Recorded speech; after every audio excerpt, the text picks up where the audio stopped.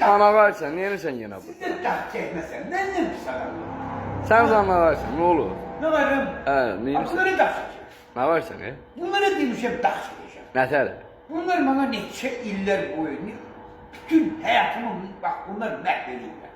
Beni pis güne saldılar. İndi ağarmaq istəyirsən, onda? Ha bunları bak böyle her gün koyuram buraya damlayla.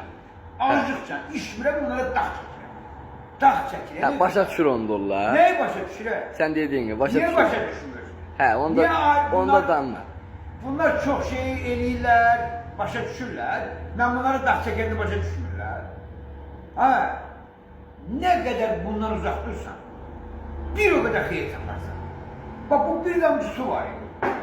Bu bir damcı su içenden sonra adamı sen yediyor. Ona görə gətirib qoyursan yanına. Adamın olmayan ağlını alır. Adamı dingildedir. Bak bu bir damcı bu şeytan okşayan şey var. Şeytan emeli değil bu.